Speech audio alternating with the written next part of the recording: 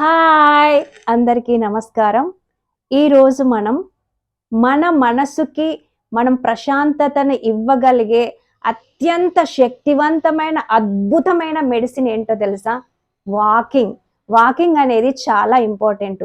మనం లేనప్పుడు మన గురించి ఇతరులు ఏమనుకుంటున్నారో అని తెలియజేసేదే మన బ్రాండ్. మరి మనకంటూ ఒక బ్రాండ్ ఉండాలి కదా. ఆ బ్రాండ్ ఉండాలంటే ఫస్ట్ మనము మానసికంగా, శారీరకంగా స్ట్రాంగ్ గా ఉండాలి. అలా ఉన్నప్పుడే మన గురించి ఇతరులు మాట్లాడుకుంటారు. ఓకే, మరి అలా చేయడానికి వాకింగ్ మనం ఎలా చెయ్యాలి, ఎన్ని అడుగులు వేయాలి అనే దాని గురించి మాట్లాడుకుందాం. ఎలా అంటే, స్పెయిన్ లోని యూనివర్సిటీ ఆఫ్ గ్రనాడా సైంటిస్టులు ఒక 1,00,000 మెంబర్స్ ని తీసుకొని రీసెర్చ్ చేసిండ్రంట. మనము టెన్షన్ పడి మేము లావ్ అయిపోయినాము, వారం రోజులలోనే 5 కిలోలు తగ్గాలి, 10 కిలోలు తగ్గాలి అని టెన్షన్ పడుకుంటూ చేసినప్పుడు ఏమవుతుందట అంటే, గుండె పైన ఒత్తిడి పడుతుంది. అలా ఒత్తిడి పడడం వల్ల ఆటోమేటిక్ గా మనకి హెల్త్ డిస్టర్బ్ అవుతుంది. అలా కాకుండా ఉండాలంటే 8,000 నుంచి 9,000 మధ్య చేసిన వాళ్ళ ఆరోగ్యం చాలా చాలా బాగుందంట.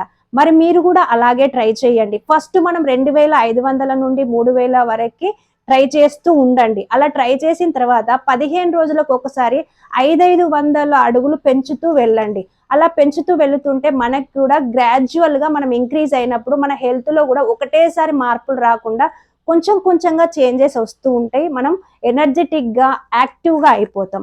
మరి ఏజ్డ్ వాళ్ళు ఎలా అంటారా? వాళ్ళకు ఓపిక ఉన్నంత మట్టికే చెయ్యండి. ఎక్కువ ఆరాటపడి ఎక్కువగా వెళ్ళకండి. అతి వేగం కూడా ప్రమాదకరం అన్నట్టు అత్యాశ కూడా మనకి మంచిది కాదు. కాబట్టి మీరు చక్కగా ఎంత చేయగలుగుతారో అంతే చేయండి.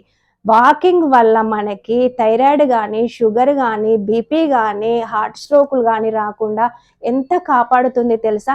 మెయిన్ మన మనసుకి చాలా మంచి ఉల్లాసాన్ని, ఉత్సాహాన్ని ఇస్తుంది. అలా ఇవ్వడం వల్ల మనం రోజంతా యాక్టివ్గా ఉంటాం, రోజంతా పనులు హ్యాపీగా చేసుకోగలుగుతాం, ఎప్పుడైనా మనం హ్యాపీగా ఉండగలుగుతాం. కాబట్టి తప్పకుండా డైలీ వాకింగ్ చేయండి.